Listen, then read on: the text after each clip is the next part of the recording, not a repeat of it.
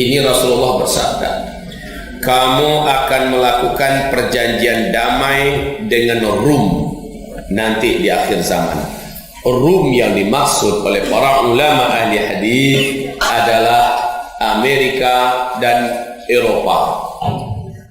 Kamu akan melakukan perjanjian damai. Jika ada ungkapan perjanjian damai, maknanya ada perkelahian, ada perseteruan, ada perang, ada kegaduhan, konfrontasi antara umat Islam dengan Rum terlebih dahulu. Dan kaum muslimin, pengumuman ini menjadikan umat Islam satu bumi ini dipersatukan.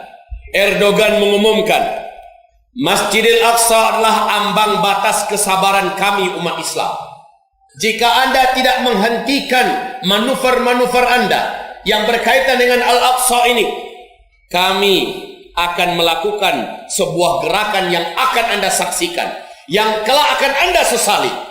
Kaum muslimin yang kami muliakan, pernyataan Erdogan ini bukan pepesan kosong, sebab pernyataan ini bersambung betul dengan ayat Allah dalam Al-Quran Al-Isra, bahwa pada akhirnya Israel, pada akhirnya Yahudi, pada akhirnya bangsa kera dan babi ini akan kembali terusir hina dari Palestina di akhir zaman.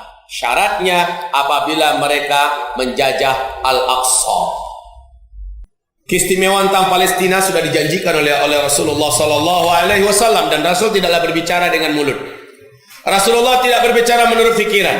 Rasulullah tidak berbicara menurut insting dan perasaan. Rasulullah wa ma yantiqu 'anil hawa in huwa illa wahyu yuha. Semua yang dilafazkannya tidak ada dari dirinya, tetapi dari wahyu yang ditiupkan, yang diwahyukan kepadanya.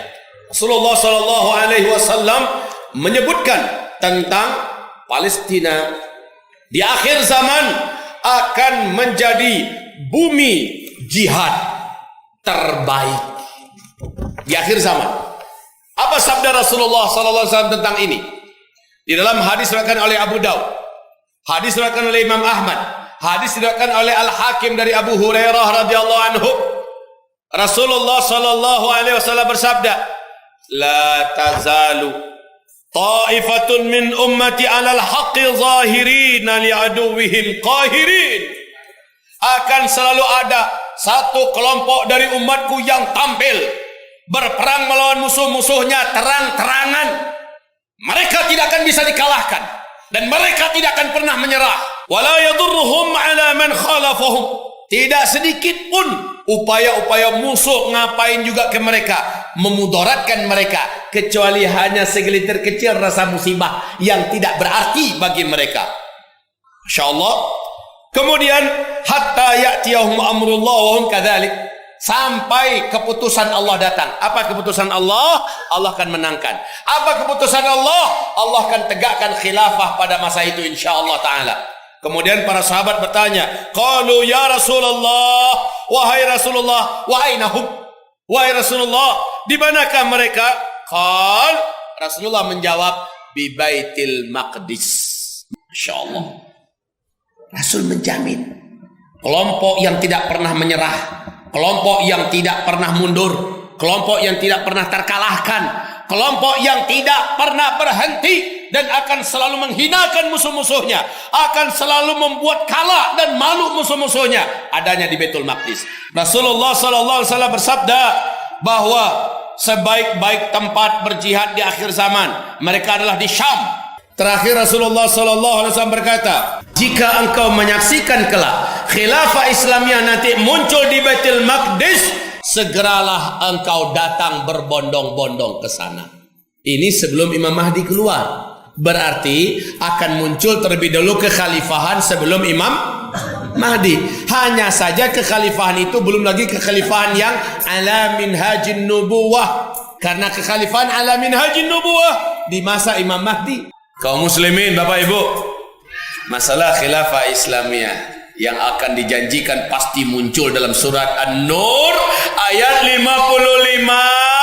Dan kita dalam hadis Imam Ahmad, hadisnya sahih menurut Syekh Ahmad Syakir, kita ada di fase keempat. Fase keempat ini pun akan berakhir. Kita akan menuju ke fase penutup. Fase khilafah alamin nubuwah. Ketahuilah, dekat sekali waktunya.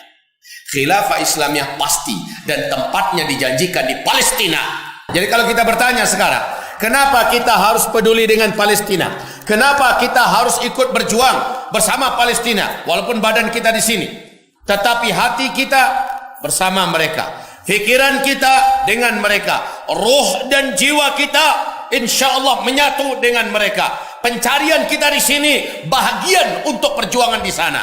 Ini adalah tekad kita. Kenapa? Rasul sallallahu alaihi wasallam menyebutkan keutamaan berikutnya tentang Palestina ini. Di samping dia menjadi negeri khilafah di akhir zaman, Nabi mengatakan orang-orang terbaik di akhir zaman akan bergabung ke Palestina.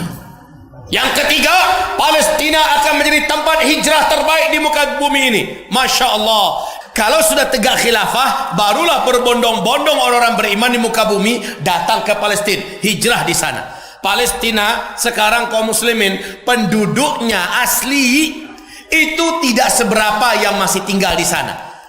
78% tanah Palestina sudah dicaplok dan dijajah oleh Israel. Israel sekarang ini orang-orang Yahudi yang nggak punya tempat di mana-mana, berduyun-duyun sekarang datang ke Palestina.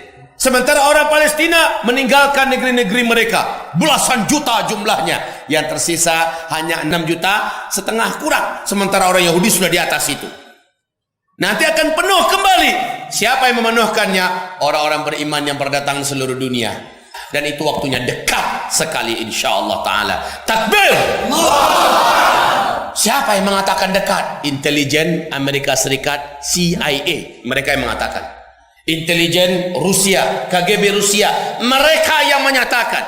NIC yang digelar di acaranya di Amerika, 15 intelijen dengan negara besar dunia berpadu dan bersatu, mereka merumuskan siapa pemimpin dunia masa yang akan datang. Hampir bulat suara mereka mengatakan khilafah Islamiyah, dan mereka membaca ayat pasti. Mereka membaca hadis pasti, karena Allah sendiri mengumumkan Yahudi Nasrani itu benar-benar percaya kepada engkau hai Muhammad, benar-benar beriman kepada engkau hai Muhammad. Hanya kedengkian mereka lah yang menjadikan mereka tidak mau menyatakan keislaman. Mereka baca ayat, mereka baca hadis Nabi, dan mereka dapat meyakinkan diri mereka bahwa ke depan pemimpin dunia akan kembali di tangan khilafah Islamiyah, tempatnya di Palestina. Umranul Quds, kharabu Yathrib, makmurnya Al-Quds kembali, makmurnya Al-Quds kembali. Makmur dalam artian apa? Al-Quds dibebaskan, khilafah Islamiyah diumumkan di sana, kemudian mulai kekuatan umat menyatu di sana. Ibarat Allah yang kami muliakan. Dan Rasulullah berkata selanjutnya, kemudian kamu akan melaksanakan perang besar yang disebut dengan Malhamah Al-Kubra. Malhamah Al-Kubra itu letaknya di Syria, tepatnya di Damaskus. Malhamah Al-Kubra berarti setelah tegak khilafah Islamiyah baru Malhamah Kubra. Rasul mengatakan dalam Malhamah Al-Kubra itu orang-orang Rum ada di bawah 80 bendera. Tiap satu bendera ada 12.000 pasukan terlatih dengan pedang-pedang, kemampuan berpedang, kemampuan memanah, kemampuan menombak, dan kemampuan bela diri mereka dalam perang yang luar biasa. Belum pernah ada generasi sebelumnya sehebat mereka, tapi mereka dikalahkan oleh umat Islam ketika itu. Masya Allah.